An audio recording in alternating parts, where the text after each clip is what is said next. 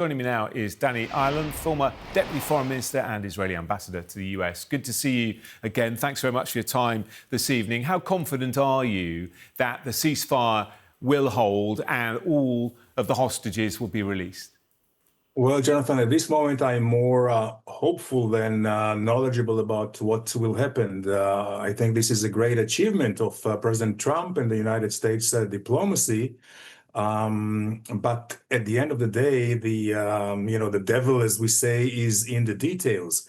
For us Israelis, we're all holding our breath until Monday to see all the hostages back, and hopefully, after almost 2 years languishing in these tunnels, it would be very, very difficult rehabilitation. So this is where we are now.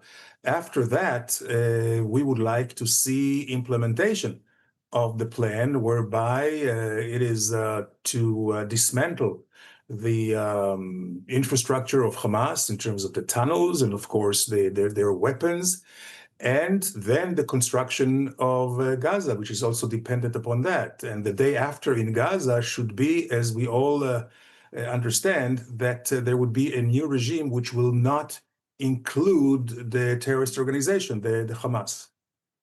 We spoke to a senior spokesperson from Hamas yesterday on Sky News who said that Hamas simply isn't prepared to fully disarm. How serious is that as a situation, given where we are? Well, it will be very serious. Of course, what could really bridge between this, let's say, these two opposite stances would be maybe time, over time. And here also, we should give a chance to the governing committee, which, of course, is headed. The chairman is President Trump himself, but basically on a day-to-day basis, it will be former Prime Minister Blair, which is very much respected here in Israel and in the region.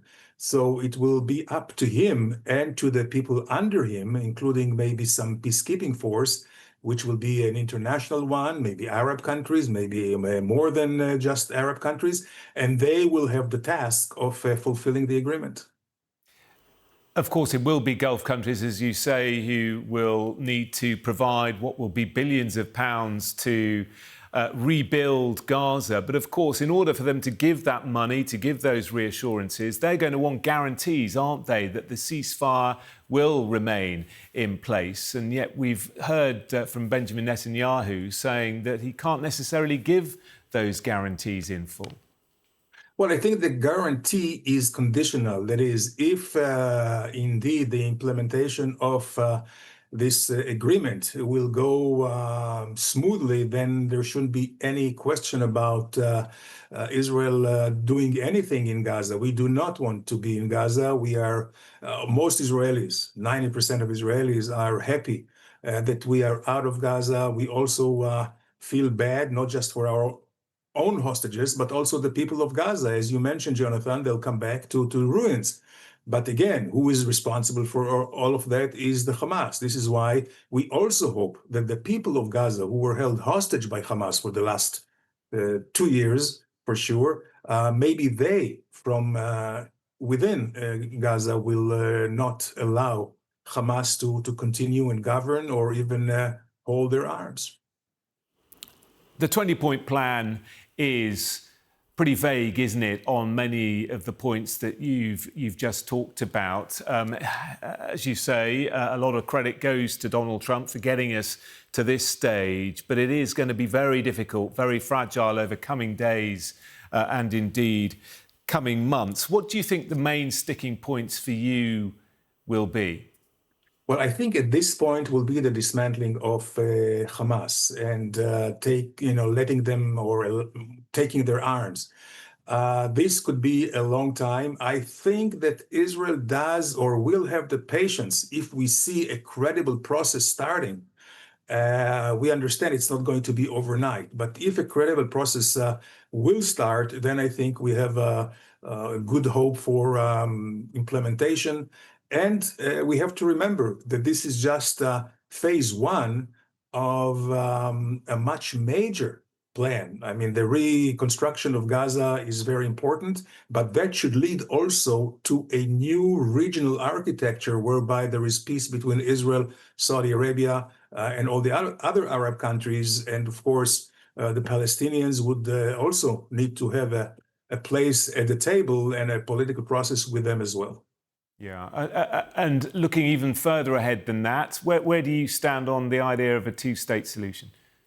Well, I believe that this is something that has to be discussed, and I believe most Israelis would not oppose to that, as they did not oppose to that back in '93 when the Oslo process started. 80% of Israelis were for a two-state solution. But what happened was that when the Intifada started and we realized that the Palestinian Authority was not only corrupt, but continued with terrorism, that kind of changed our views. But if really the Palestinian, and also the call, Jonathan, all the program calls for also reform in the Palestinian Authority. That means changing the curriculum, not spewing hatred and not teaching and inciting, and of course stopping and supporting financing for terror. Then I think there is a good chance for it. OK, well, we keep our fingers crossed, of course, that all the hostages are safely released and the ceasefire is maintained. Ayalon, Israeli diplomat, thank you so much. Thank you, Jonathan.